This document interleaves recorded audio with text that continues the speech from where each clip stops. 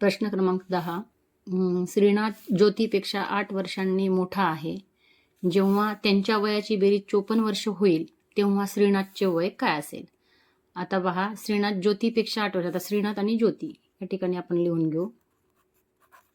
श्रीनाथ आणि ज्योती. तर श्रीनाथ ज्योतीपेक्षा, हा श्रीनाथ ह्या ज्योतीपेक्षा 8 वर्षांनी मोठा आहे. जर ही x असेल तर हा x अधिक 8 होणार आहे. आणि जेव्हा त्यांच्या वयाची बेरीज 54 वर्ष होईल तेव्हा श्रीनाथचे वय काय असेल? तर पहा, यांची बेरीज 54. तर या ठिकाणी x आणि x किती होतात? 2x अधिक 8 बरोबर 54. 2x बरोबर आहे 54 वजा 8 बरोबर 54 मधून जर 8 गेले तर 46 उरतात. त्याच्यानंतर x बरोबर आहे हे 46, हे गुणिले 2 भागिले 2 होतात.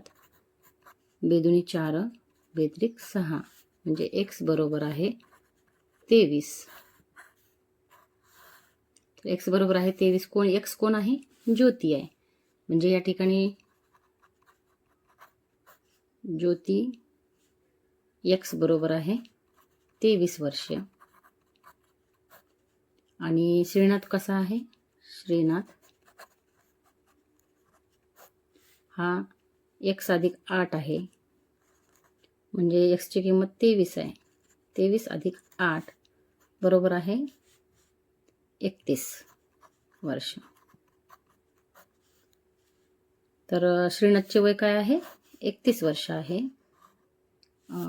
आपल्याला काय विचारलं आहे? जेव्हा त्यांच्या वयाची बेरीज 54 वर्ष होईल तेव्हा श्रीनाथचे वय काय असेल? तर पहा, हे 31 आणि 23 बरोबर 54 वर्ष व्हायलेत का? पहा, 31 अधिक 23 बरोबर 54. जेव्हा यांच्या वयाची बेरीज 54 वर्ष होत आहे तेव्हा ज्योती काय आहे? 23 वर्षाची आहे. आणि श्रीनाथ किती वर्षाचा आहे? 8 वर्षांनी मोठा होता ज्योतीपेक्षा, म्हणून 23 अधिक 8 बरोबर 31 वर्ष. तर पर्यायामध्ये 31 वर्ष आहे का? तर या ठिकाणी 31 वर्ष आहे. म्हणून पर्याय क्रमांक 1 हे याचं उत्तर राहील. तर तेव्हा श्रीनाथचं वय काय राहील? 31 वर्ष राहील. समजलं का?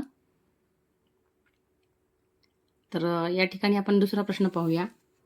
रमा आणि रुद्रा यांचे एकूण वय 47 वर्ष आहे. 5 वर्षानंतर रुद्राचे वय 26 वर्ष होईल तर रमाचे त्यावेळेचे वय काय असेल? आता 5 वर्षानंतरचं वय हे 26 दिलेलं आहे आणि त्यांच्या दोघींच्या एकूण वय किती आहे? 47 वर्ष आहे. आता या ठिकाणी लिहू आपण रमा आणि या ठिकाणी लिहू रुद्रा. आणि यांचं एकूण वय किती आहे? बरोबर 47 वर्ष आहे.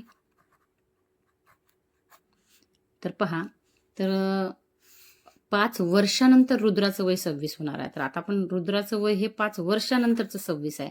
म्हणून आपण ह्या 26 मधून आपण सध्याचं वय काढत असताना 5 वर्ष आपण काढूया.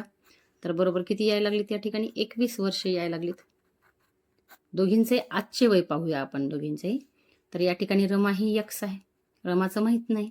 x अधिक 5 वर्ष मागे गेलो 21, आता सध्याचं काढत असल्यामुळं बरोबर 47. तर आता x बरोबर आहे ह्या 47 मधून हे 21 अधिक 21 आहे ते इकडे येऊन वजा 21 होतील. तर या दोघांची वजाबाकी केल्यानंतर किती येतात? 7तून 1 गेले 6, 4तून 2 गेले 2, 26. म्हणजे x ची किंमत किती आली? बरोबर 26. रमा किती वर्षाची आहे? रमाचं वय 26 वर्ष. आणि रुद्राचं वय आजचं काय आहे? या ठिकाणी 21 वर्ष. पण आपल्याला काय सांगितलेलं आहे की 5 वर्षानंतर रुद्राचे वय 26 वर्ष होणार आहे. 5 वर्षानंतर. आता पाहूया आपण दोघीलाही 5 वर्षानंतरचं पाहूया दोघींचे. आपला तर तिचं माहीत आहे तरी आपण काढूया 5 वर्षानंतर.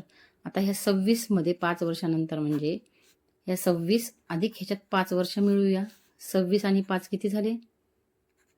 31 वर्ष. आणि ह्या 21 मध्ये परत 5 वर्ष मिळूया. 21 आणि 5 किती झाले? 26 वर्ष. ऑलरेडी आपल्याला गणितामध्ये सांगितलेलं आहे रुद्राचं वय 5 वर्षानंतर 26 वर्ष होईल. रुद्राचं वय या ठिकाणी 5 वर्षानंतर 26 वर्ष झालेलं आहे. तर आपल्याला विचारले काय, तर रमाचे त्यावेळेचे वय काय असेल म्हणलंय. तर रमाचं त्यावेळेचं वय काय असेल मग 5 वर्षानंतर रमाचं वय 31 वर्ष असेल. कळालं का? तर पर्यायामध्ये आपलं 31 वर्ष आहे का? तर पर्याय क्रमांक 2 हे आपलं उत्तर राहील या ठिकाणी. आपण काय केलो की 6 वर्षानंतर 5 वर्षानंतरचं त्यांनी सांगितलं होतं 26 वर्ष रुद्राचं वय. आपण काय केलं 5 वर्ष मागे आलो.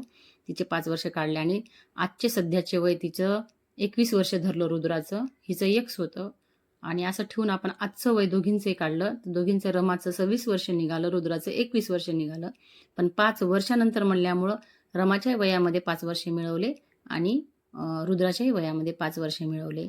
तर रमाचं वय झालं 31 वर्ष आणि रुद्राचं वय झालं 26 वर्ष. म्हणून पर्याय क्रमांक 2 हे आपलं उत्तर राहील.